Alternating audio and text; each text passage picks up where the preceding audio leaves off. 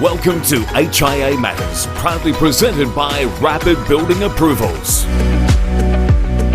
Are you looking to complete your next building project in rapid time? Have your project approved within 24 hours with Rapid Building Approvals. With multiple office locations across Queensland, our local team is always ready. Try your next project with Rapid Building Approvals and experience the difference. To find out more, visit rapidapprovals.com.au. Hello everybody, welcome to HIA Matters. My name is Glenn Minturn.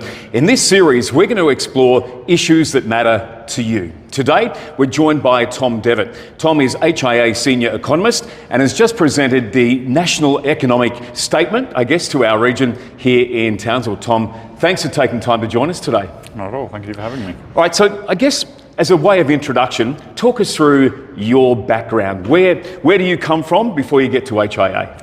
Well, I come from WA.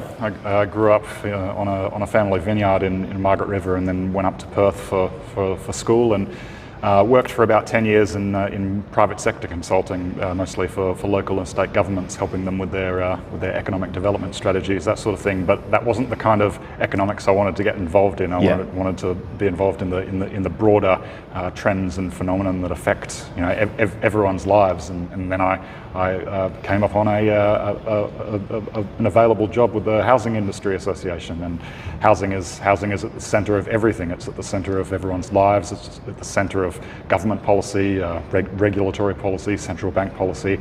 It's just perfect. The kind of economics that I've wanted to get involved in since high school. Great presentation today. Talk us through the industry outlook. You've done Mackay yesterday. You're in Townsville today. You've got Cairns tomorrow. How important is it for you, and I guess for HIA, to be able to get out to the regions and share this information? Oh, incredidly important. Firstly, because so many regions are facing different constraints and different opportunities, and are at different points in their cycle compared to others.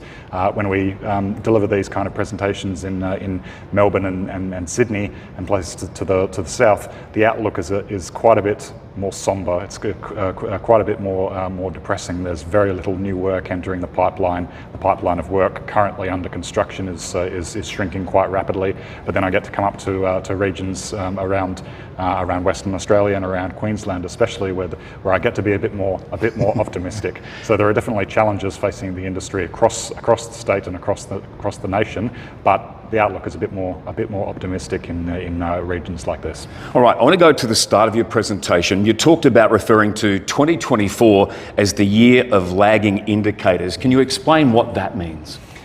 Well, we've been expecting since mid-2022, essentially, when the Reserve Bank first started increasing interest rates, we've been expecting that was going to take a long time for those rising interest rates to actually affect broad economic activity in terms of the number of people who are unemployed, the level of inflation, the level of new housing entering the pipeline and under construction. It would take a long time to reach that point, because there was such a large volume of work already underway at that point, and it was always going to take a long time to complete that before the effect of those interest rates became evident. And this year, as you say, is the year of those leading indicators, where we finally start to see those impacts, and we're expecting those impacts to be much larger and much more negative than perhaps the Reserve Bank was expecting. And fingers crossed, we hope to see them reverse course on interest rates before some of the damage becomes a lot harder to reverse. All right, you did talk about good and bad news. I was interested, you started off by saying good news.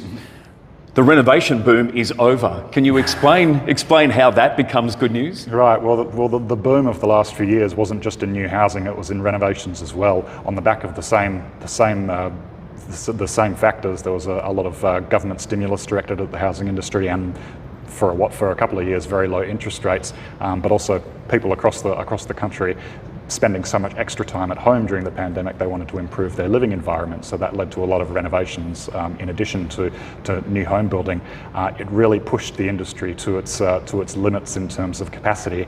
And yes, I say that the boom is over, and that's actually good news, because it's at a more sustainable level, but still higher levels of renovation activity than we saw at any point before before the pandemic. Yeah. So there's still a good amount of underlying demand for that kind of renovations work, especially when new housing is so expensive and so constrained. Renovations become a relatively more attractive alternative. So that really is the bright spot of the broader market. Well, let's talk about the new housing forecast. I mean, obviously, there's a lot of discussion about housing crises. We've got governments talking about 1.2 million homes in 5 years.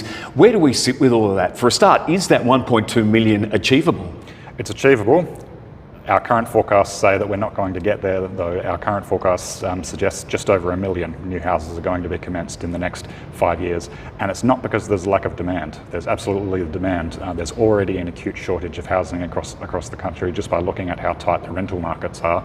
1% vacancy rates. It's very, very, very tight. There's record high population growth on the back of overseas migration. The demand for those kind of housing volumes is there.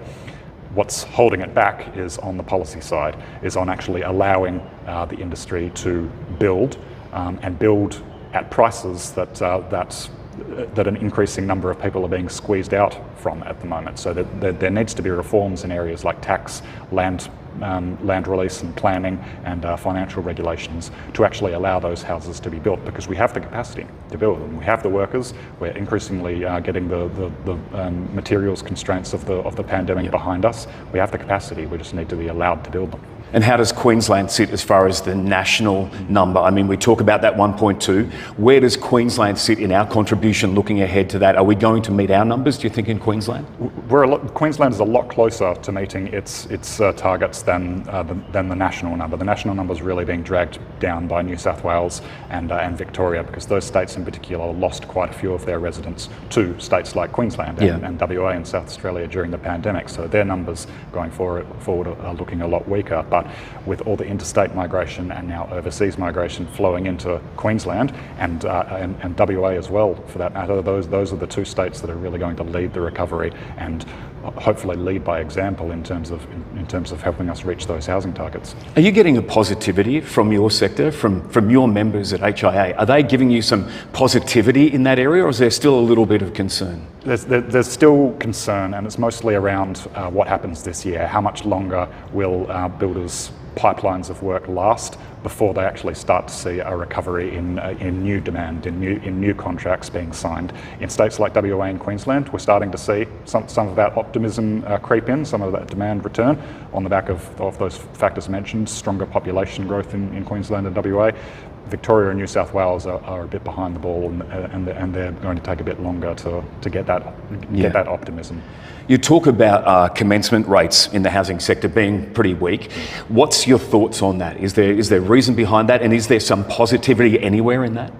Well, the main reason behind that is interest rates. They've increased, dramatically over the last 18 months. It was the steepest rate hiking cycle since the cycle heading into the 1991 recession. So that was the number one factor that drove new home sales to the floor, and then that filtered through to finance and approvals numbers, and now it's reaching the trough in commencement numbers. But by the same token, the recovery in commencement numbers that we're expecting later this year and next year is also kind of baked into the equation, because we've continued to have population growth and we've continued to see such acute shortages of accommodation already existing. All right, talking of shortages, the trade shortages. Trade shortages lead to trade prices. It's certainly been a factor. How do you see that panning out over the next couple of years? What's the HIA position in that area, and are we doing enough to try and make things better?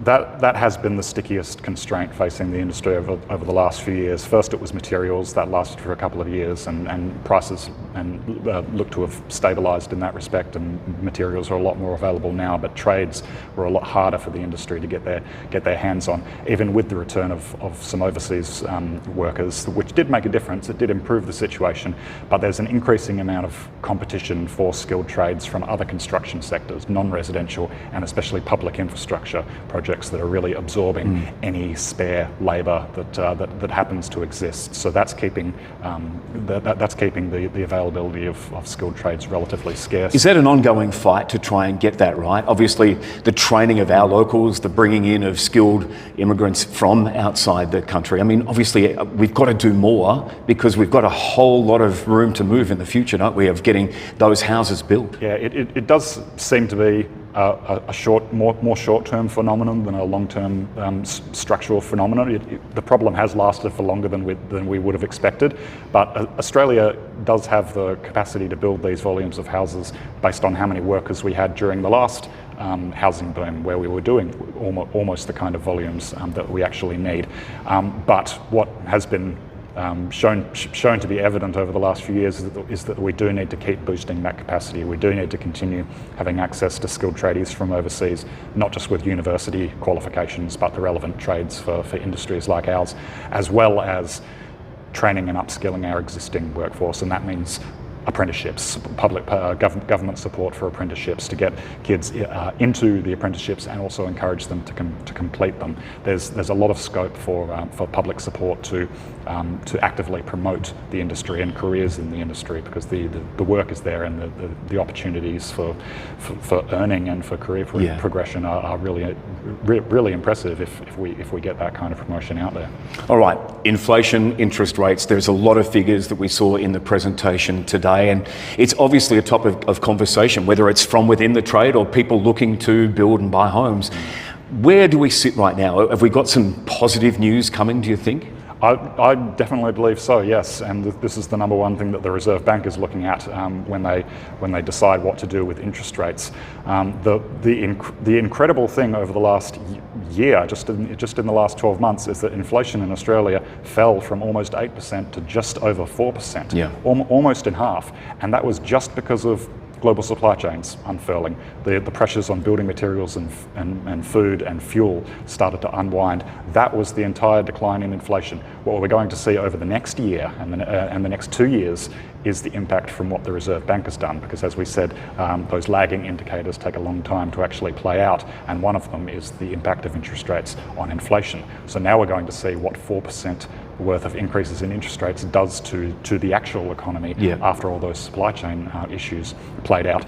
And if you look at the most recent timely data on inflation, the monthly data, not the quarterly data, we've already been within the RBA's inflation target. We're under 3% inflation over the last 5 months. See, that doesn't seem to get talked about a lot. We don't kind of see that sort of report in the media, and I think that makes it a little bit harder, because we are achieving things, but we don't seem to see that positivity coming. It's just the negative slant on it. Well, it's a difficult thing to say, to promote, because prices are still elevated. Everyone can still see that in their daily trip, in their weekly trip to the supermarket. Prices are still elevated. It's just the rate that those prices are increasing has gone back to more normal levels, and that's the factor that determines what the Reserve Bank does with interest rates. But it's hard to tell people to cheer up and be more optimistic. Inflation is back to target when they can see in their own finances how much more difficult it is, especially because wages in Australia haven't kept up with those price increases, and it's going to be difficult for a lot of households even as interest rates come down. A little bit earlier in our chat, you did bring up policy, and I know it was one of the features in the presentation today. You say the trick is policy. How important is it, and what sort of policy work needs to be done? And I guess across so many levels of government and industry, everyone needs to come together to get this to work properly for the future. Well, some research that HIA did a few years ago showed that up to half of the cost of a house and land package, specifically in Sydney, isn't because of materials and labour, it's because of government. It's because of explicit taxes, it's because of planning constraints and slow land release that inflate the price of land. That accounts for half of the price that you're paying for a house and land package in Sydney, and it's almost as high in Melbourne and Brisbane. So policy reforms that reduce taxes like stamp duty, especially on foreign investors who we need to really drive the recovery, especially the apartment sector. Reforms to planning that allow higher density developments in existing suburbs closer to jobs and transport, and speed up the release of new land as well in the outskirts, and financial regulations that make it really difficult firstly for people to qualify for a mortgage in the first place, and that make it hard for a bank to be willing or able to lend to them in the first place. Australia has some of the strictest and most conservative lending standards in the developed world, and yes, it's creating what the regulators want, which is an unquestionably strong financial sector, but so many people are being squeezed out along the way, and the dream of home ownership is just getting further and further away from so many people. It must be a frustration for some of your HIA members that, the last things that they want to be worried about policy. That should be all taken care in a much bigger area. But do you get feedback from them that there is that frustration coming from that lack of policy area? Yeah, and that's our job to take on that advocacy role on their behalf, to try to get policy to work for them rather than against them, because they're doing the job that they need to do, and they can do what is required if they're allowed to. And I think that's important, because I was going to ask you, as an industry, what are the sort of things that you can do? And I guess that advocacy is so important, to go out there and fight on behalf of those people on the ground who just want to get on with building houses or whatever the case may be. They don't want to be bogged down in that. It's so important that as an industry you fight this together. And we believe that it's working as well. It's unfortunate that it's taken such a housing affordability and availability crisis that we're currently in right now. It's a shame that we've had to get to this point to get policymakers to really pay attention, but they seem to be paying attention now, and they seem to be broadly on board with the idea that the solution is to build more housing. Yeah. There are things around the edges that they can do in other policy areas, but if it's not resulting in more housing actually being built, you're not going to fix the problem. All right, so just to wrap us up today, what do you see as the key positivities for our construction industry going forward over the next couple of years? Just to wrap us up, what are the key things, do you think? Well, the fundamentals of the market, especially in states like Queensland and the northern regions, the fundamentals are really looking good. The demand for housing is there, the industry is there, ready, willing and able. As we've said, it's the policy area that needs to come to the party. All right, well, thank you so much for the chat today. We thoroughly enjoyed the presentation, and we've really enjoyed catching up today to explore some of those matters, the things that matter to people in our industry. Tom Devitt, Senior Economist with HIA. Thanks so much for your time today on HIA Matters. Thanks for having me. Are you looking to complete your next building project in rapid time? Have your project approved within 24 hours with rapid building approvals. With multiple office locations across Queensland, our local team is always ready. Try your next project with rapid building approvals and experience the difference. To find out more, visit rapidapprovals.com.au. HIA Matters, proudly produced by the HIA, you're in good hands, and sponsored by Rapid Building Approvals.